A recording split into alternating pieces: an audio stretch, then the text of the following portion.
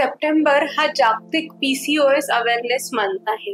म्हणून आज मी डॉक्टर जानकी देवी बोराडे, स्त्रीरोग व प्रसूती तज्ञ, आपल्यासोबत पीसीओएसच्या विषयावरती चर्चा करायला आली आहे. आजच्या आपण व्हिडिओमध्ये पीसीओएस म्हणजे काय, पीसीओएसचं प्रमाण का वाढत आहे, त्याचे लक्षणं काय असतात, त्याची ट्रीटमेंट कशा प्रकारे केली जाते आणि ते टाळण्यासाठी काय करावे, ह्या सगळ्या विषयांवरती आज आपण चर्चा करू. पीसीओएस म्हणजे पॉलिसिस्टिक ओव्हेरियन डिझीज किंवा पॉलिसिस्टिक ओव्हेरियन सिंड्रोम असं म्हणतात. पीसीओएस हा एक हॉर्मोनल इम्बॅलन्सचा प्रकार असतो. भारतामध्ये साधारण प्रत्येक 5 पैकी एका स्त्रियाला म्हणजे 20% बायकांना पीसीओएस होत आहे. ह्याचं प्रमाण का वाढत आहे तर जागतिक जगामध्ये जेव्हा औद्योगिक क्रांती होते तेव्हा जे आपल्या जीवनशैलीमध्ये बदल झालेले आहेत त्याच्यामुळे पीसीओएसचं प्रमाण वाढत आहे. जसं की सिडेंटरी लाईफस्टाईल, जास्तीत जास्त वेळ बसून काम करणे, stress, mental stress, physical stress, unhealthy packed and processed food खाणे आणि त्यासोबतच पाणी कमी पिणे आणि महत्वाचं म्हणजे व्यायामाचा अभाव. हे सगळे जे लाईफस्टाईलमध्ये चेंजेस आहेत त्याच्यामुळे पीसीओएसचं प्रमाण खूप वाढत आहे. तर थोडक्यात म्हणजे पीसीओएस हा एक लाईफस्टाईल डिझीज झालेला आहे. पीसीओएस युवकांना आणि मध्यम वयाच्या स्त्रियांना दोघांनाही अफेक्ट करतो. त्याच्यामध्ये अनियमित पाळी येणे हा फक्त एक त्याच्यामधला भाग आहे.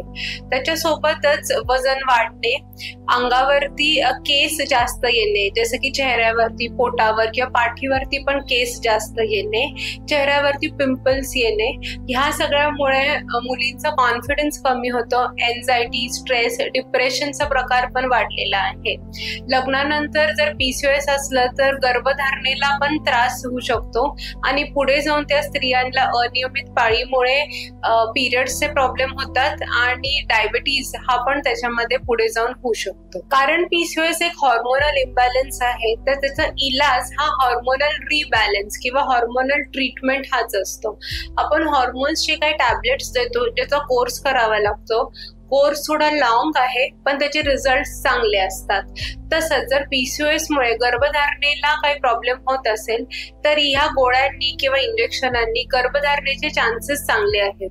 तर पीसीओएस हा पूर्ण प्रकारे एक ट्रीटेबल डिझीज आहे आणि पीसीओएस ची रिलेटेड इनफर्टिलिटीला पण व्यवस्थित ट्रीटमेंट मिळू शकते. तर पीसीओएस टाळण्यासाठी किंवा आपल्याला पीसीओएस होऊ नये ह्याच्यासाठी काय करावं तर जसं मी सांगितलेलं आहे की पीसीओएस एक लाईफस्टाईल डिसऑर्डर आहे, जीवनशैलीमुळे झालेला प्रॉब्लेम आहे.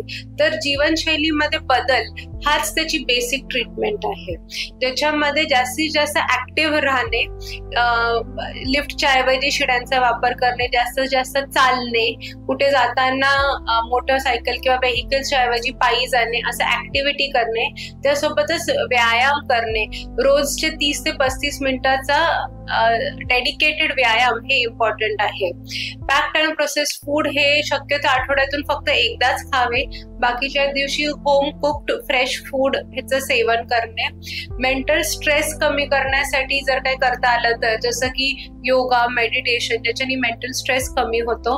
त्यासोबतच पाणी जास्तीत जास्त पिणे आणि जनरलीच लाईफस्टाईलमध्ये इम्प्रूव्हमेंट करून एक फिट अँड हेल्दी जर आपण लाईफस्टाईल केली तर पीसीओएस हे टाळता येतो, ते होत नाही. आणि जरी तुम्हाला पीसीओएस आहे तर जर तुम्ही लाईफस्टाईल चेंजेस केले तर मी जे दिलेली हॉर्मोनल ट्रीटमेंट आहे त्याला ते साथ मिळतं आणि ट्रीटमेंट संपल्यानंतरही तुमची लाईफस्टाईल फिट आणि हेल्दी राहते. पीसीओएस हा सिंड्रोम असल्यामुळे आपण मेडिकवर हॉस्पिटलमध्ये एक पीसीओएस क्लिनिक चालवतो. त्याच्यासोबतच मी गायनेकोलॉजिस्ट म्हणून पिरियड्सची ट्रीटमेंट करते. त्यासोबतच आपल्याकडे डायटिशियन असतात ज्यांनी वेट लॉस आणि डाएट कडे लक्ष देतात. स्किनची ट्रीटमेंट स्किन स्पेशालिस्ट करतात.